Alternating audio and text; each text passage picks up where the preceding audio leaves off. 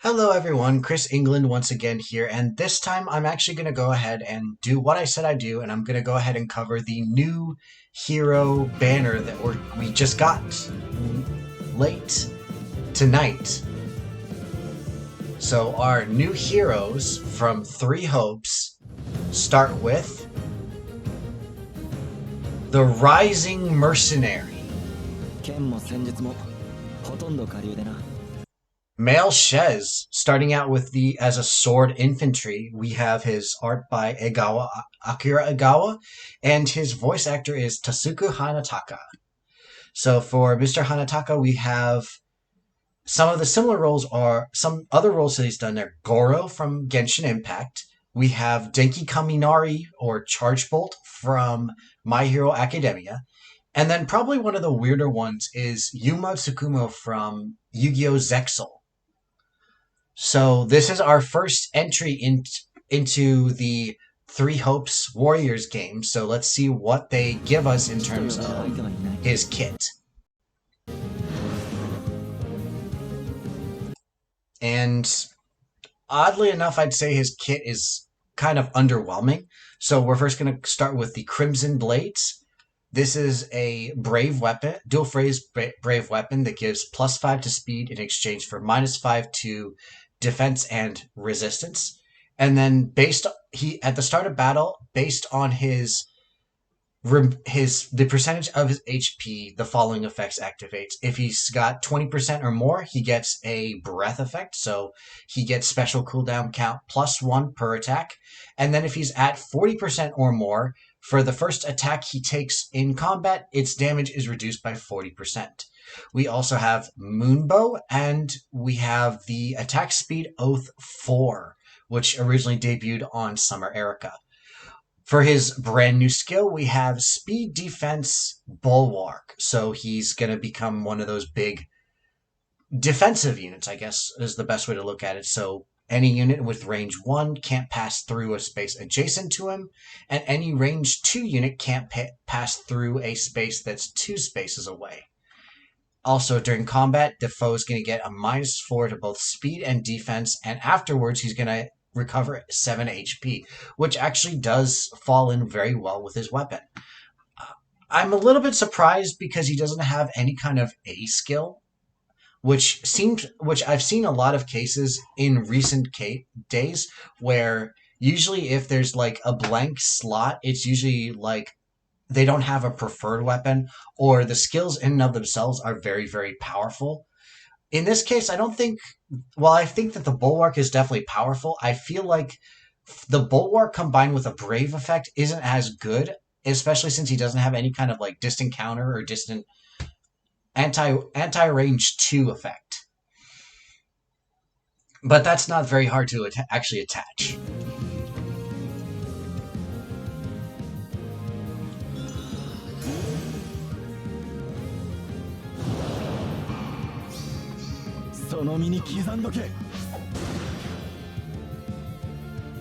Then for our blue hero, we have the Favored Vassal.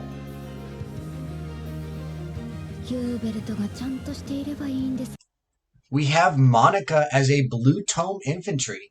I did actually see someone suggesting that Monica should have been a GHB unit, but this is actually fine for me. So the artist is Yo Kanazawa, and then for the voice actress, we have Marika Kono. So some probable lesser known ones are probably Hatsuharu from Azur Lane. We actually have her doing the 2020 redo of Digimon's Mimi Tachikawa. But probably the most well-known role that I can think of within the last couple of years is her role for Silence Suzuka from Uma Musume Pretty Derby, as this is one of the most heartfelt roles I've ever seen just because of how they treated the horse.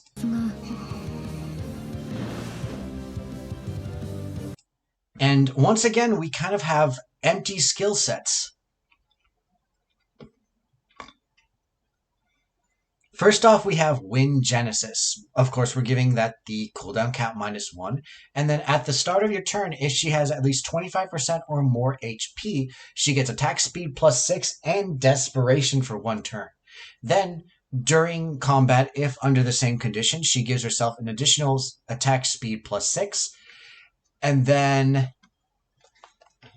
she debuffs the foe based on 11 minus what their max, 2 times their maximum cooldown count is. So this is one of those skills where the higher the cooldown count, the lower the penalty, where the maximum penalty is, of course, 3. So one of the things, most cases with Aether units, they do have something that reduces their cooldown count.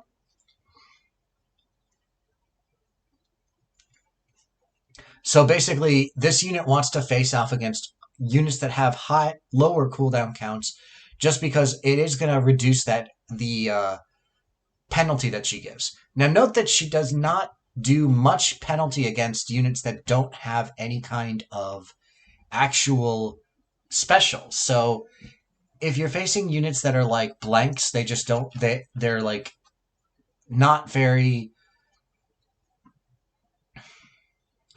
big in terms of their special, like they didn't really think I want a special on this unit, then she's not going to debuff them that much. She also comes with glitter and attack speed ideal 4. So that bonus that she gives herself is automatically going to trigger that.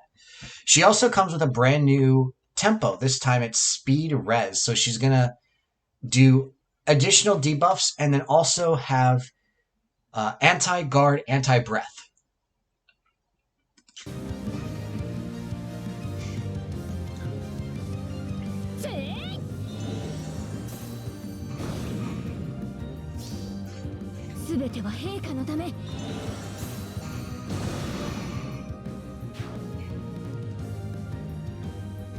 And now we have our Ascended Hero.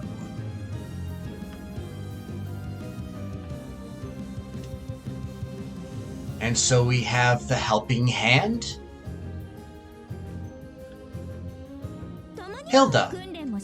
So Hilda this time around, once again, we're seeing her as an axe infantry. And once again, this is actually very beautiful artwork. This actually makes her look like she's flying the Freikugel as kind of like a broom. I give props to Eshual for the illustration. And then we have for the voice actress Yuki Kurahara. So in addition to voicing the Japanese versions of Effie as well as Ophelia, she also does the Lancer Gareth from Fake Grand Order. She does Himawari Uzumaki from Boruto. She also does Kohaku and Neko Arc from the generic Type Moon series. And then also probably one of the ones that probably is a funnier one is Toru from Miss Kobayashi's Dragon Maid.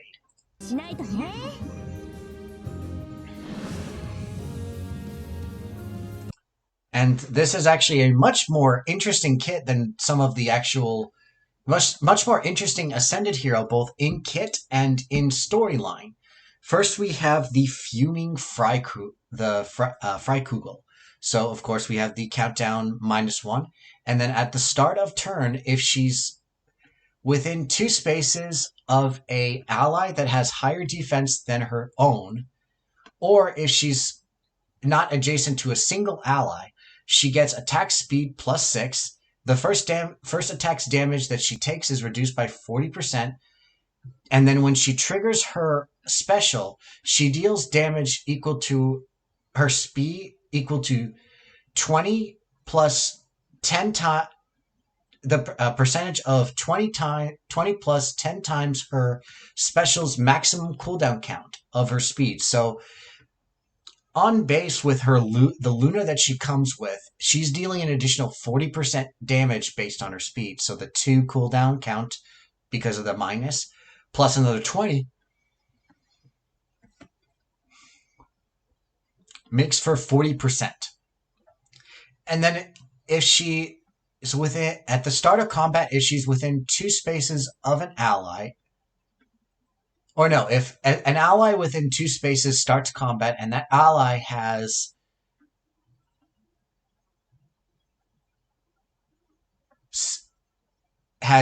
defense higher than her own, or if it's a target of a current skill during either turn, when they do damage, when they have combat, during combat that ally gets Spectrum +3 and then takes 20% less damage from the first attack.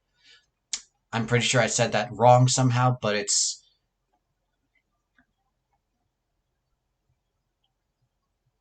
Oh, if that ally's defense is higher than this unit's, the unit whose skill this belongs to.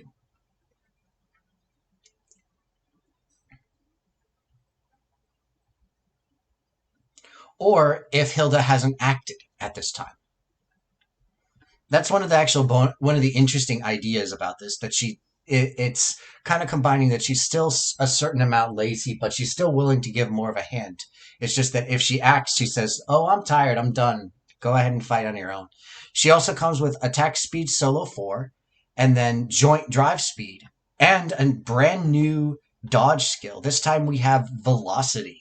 So this is doing the dodge skill as well as the self-only portion of tempo. So she's going to reduce damage based on the speed difference, and then her own special cooldown count can't be changed. It can the opponent still can get breaths out, but guards won't affect her.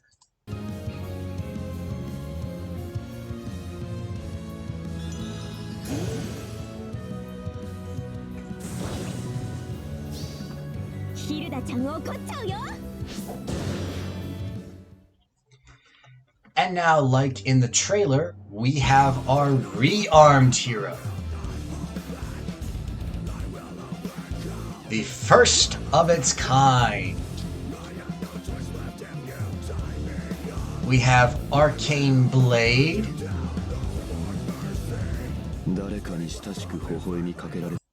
Lif.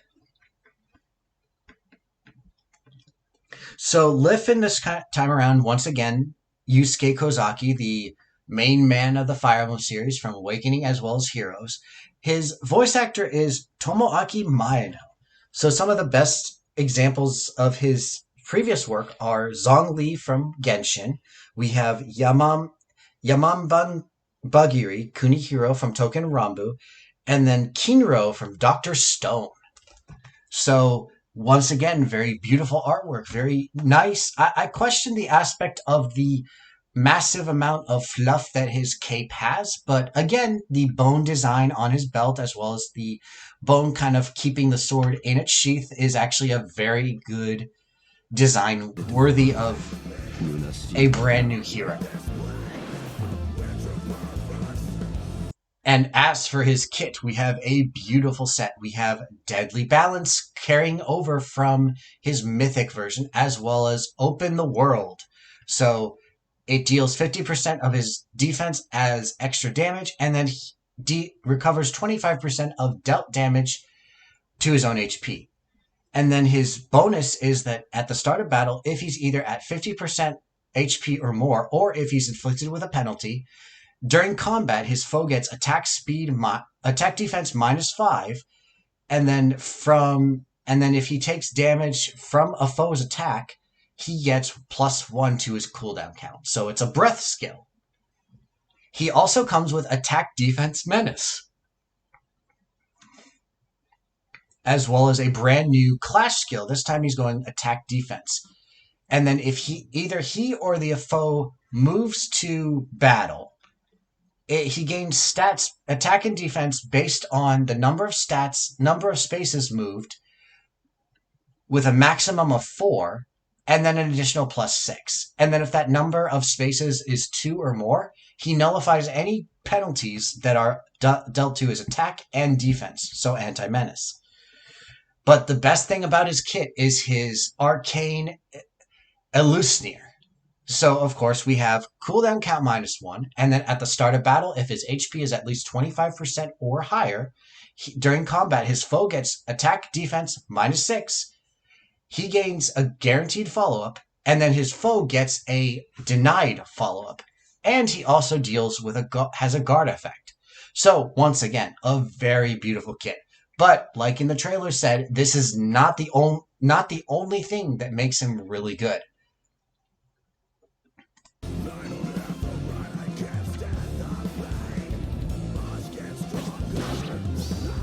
俺の望みは And so we have our new story. This time we're facing Embla.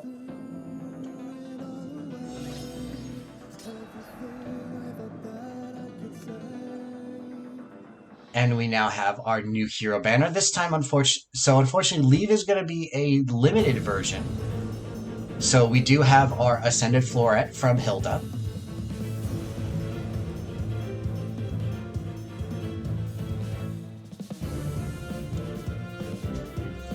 And then for our Rearmed Hero Leaf, we can transfer both his pseudo PRF as well as other skills one time over without him having to leave the barracks. And because there are two special types of heroes, we can spark twice, which will also give us the two Celestial Stones at max.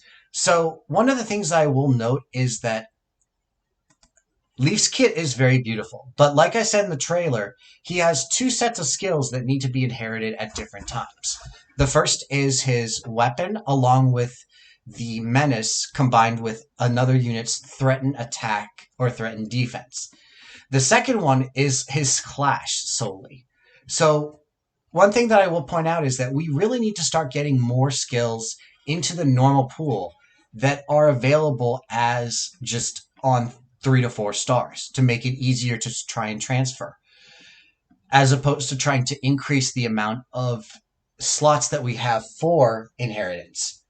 So in terms of value points, I would say that just on value, Leaf actually is one of the most valuable units in the game, just because of the fact that he has that pseudo PRF he can give to anyone. He has an easily attainable menace skill. And then while Clash in and of itself isn't one of the hardest things, one of the biggest things that we want, it is a very good skill just because of that penalty nullification. The second one I would say is, of course, Hilda. Hilda, as an Ascended hero, also gives you that Ascended Floret, but her Freikugel actually adds two aspects that she originally does. She actually gets a damage buff, damage reduction, and she also buffs allies as long as she hasn't moved. So as long as she's like the last unit to actually attack, she has one of the best chances to do extra things. So the condition of it in and of itself isn't that hard. Probably if you want to add to her seal the Life and Death 3 just to make it so that she has less defense, it does make it very easy to hit.